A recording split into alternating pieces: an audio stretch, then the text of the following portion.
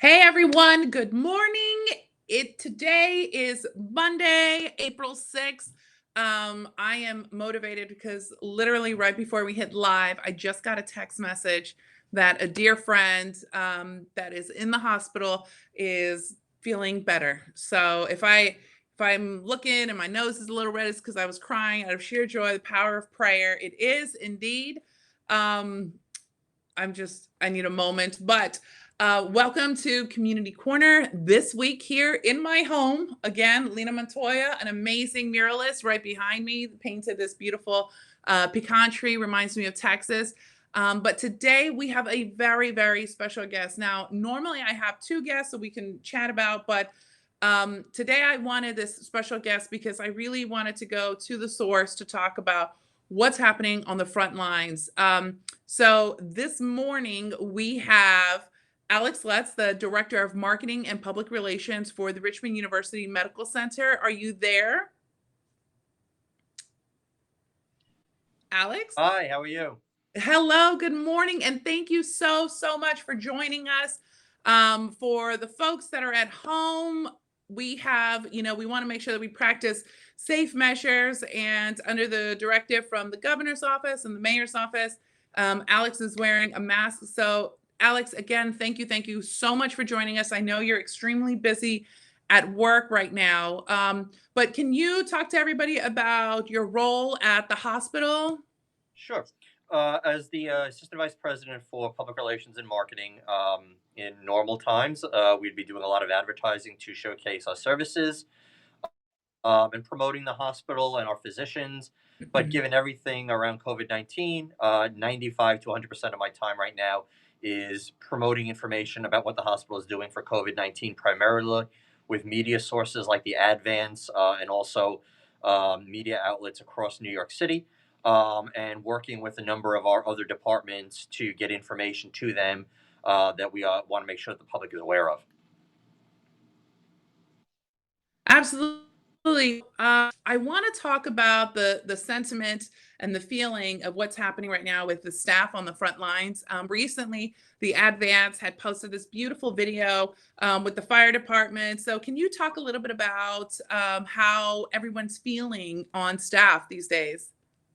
Well, everyone is in this for the long haul. As everyone is, the governor and the mayor have been talking about, the apex or the peak, whatever term you want to use, is potentially this week. We've been at this a long time. We anticipate that we'll be at this at least a little while further. But everyone is dug in. Everyone is locked in arms, and the goal is to help as many Staten Islanders as we possibly can. Last Friday, when the fire department and the NYPD came to the hospital to stand in front and applaud our physicians and doctors and nurses and ancillary staff, it was truly an uplifting moment for us. And you need those boosts. Sometimes when you're doing your job and you get built up into your job so much, you forget what's going on outside. And firefighters and NYPD, those are men and women who put their lives on the line every day, and our physicians and nurses are doing the same now with COVID-19. So it was a true show of symbolic support and partnership with them. We thank the NYPD, FDNY, for coming to our hospital and thinking of our staff. And I like to say that it's true that heroes do wear masks, and they wear surgical masks. They wear N95 masks. They wear face shields, and those are the doctors, nurses, and staff here at Rumsey, over at Staten Island University Hospital, and at medical facilities throughout New York City and New York State. Absolutely. Now, when we were doing our quick mic check, you had mentioned about the numbers that are being treated and released. Can you talk a little bit about how many, what that means to the hospital staff and what that means to the community? Sure. As of today, we have close to 100 COVID patients who have been treated and released. And those are the numbers that continue to grow. And again, if you look at the state numbers, you'll see that that number is also continuing to grow. And that's the trend that everyone wants to see. A lot of times, and it's hard when you see the numbers of positive cases and, of course, fatalities. And we extend our condolences to everyone across the state who's lost someone in this pandemic. But when you also see those numbers of people who are going home, That's the good news. And as the governor's been saying, the majority of people who contract COVID-19 will be able to take care of it themselves. And then you have the 10% that will need 20% that will need hospitalization. And then there's the 10% that will need, extensive medical help because of underlying issues or their age. And that's why we're all wearing the masks, not predominantly for ourselves, although it does create a barrier to protect ourselves, but it's also to protect the others, the people around us, the vulnerable people around us. And that's why, wearing a mask is very important. You can make a mask, you can cover your mouth in any way. But again, the biggest thing is avoid touching your face, washing your hands, using hand sanitizer. Yeah. If we can all do that, well, we'll get through this fast. Absolutely. We had one of the reasons why we started this segment is to really connect and engage with the community. And we recently watched one of Pam Silvestri's from the Staten Island Advance, one of her videos, and she was talking about food. Tons of restaurants on Staten Island were like, let me ship over, The 30 audio picked cases of up. brisket. um, can you hear me now? Alex, can you hear me? Are we good? All right. I think we're still good to go. Sure that we brought Alex back on to conclude with two very important pieces of conversation. So the first is, Staten Islanders, they love to give, which is fantastic. So we've had a lot of restaurants and we've noticed that people have been posting comments when someone wants to donate food or deliver food. Pam Silvestri has been really great at letting people know to, instead of bringing trays, to provide some other alternatives. So, Alex, can you talk to us about that? Sure, absolutely. Well, first of all, we want to thank everyone that has thought of Richmond University Medical Center during these times. We have had food and supplies delivered daily for about 3 weeks now, from restaurants, from individuals, from businesses on Staten Island and even off of Staten Island.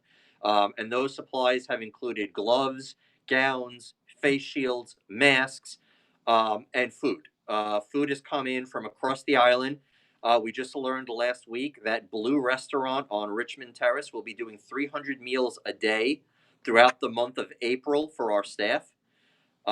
We also have a small tech group on the other side of the island called Solve Light, who are using their 3D printers to create face shields for our physicians in the emergency room and throughout the hospital. So that level of generosity is there's not enough words to really express how grateful everyone here at Rumsey is.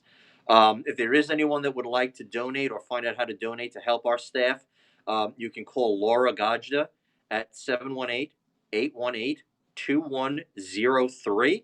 And she is coordinating all of the deliveries of food and supplies for our hospital. And I do want to take a moment to really express our gratitude to not just the community of Staten Island, but also to the state, the city, Department of Health and Mental Hygiene, Department of Health, as well as our elected officials across Staten Island. All of them have helped Rumsey get supplies from the stockpiles that the governor and the mayor have been talking about, to better prepare and protect our staff as well. So a tremendous thank you to them as well.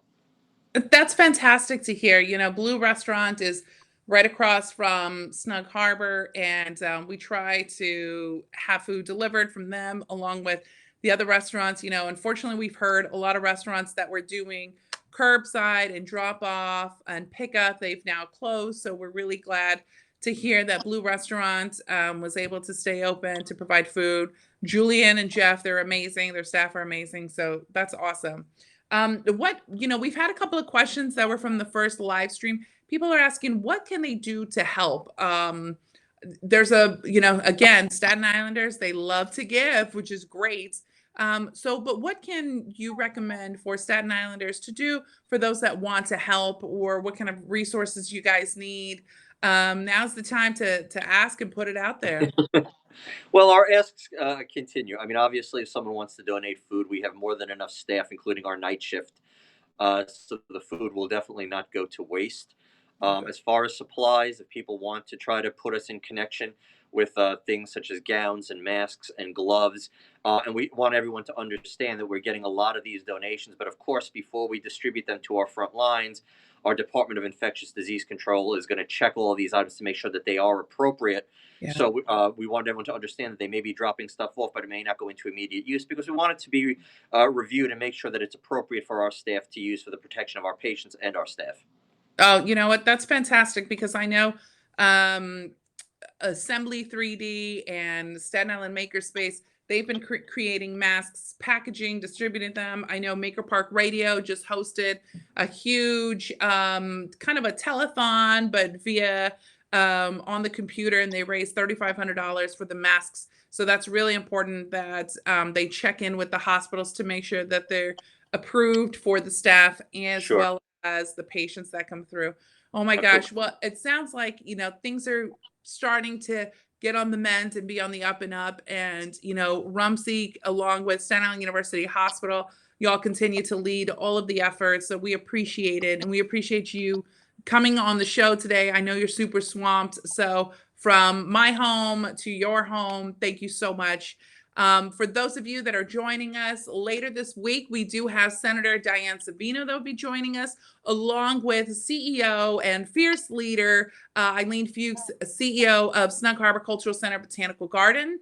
So again, thank you so much for everyone that's joining us. Have a wonderful and productive week. And again, be blessed. Pray for everyone, our friends, our neighbors, and our community. Thank you so much, y'all.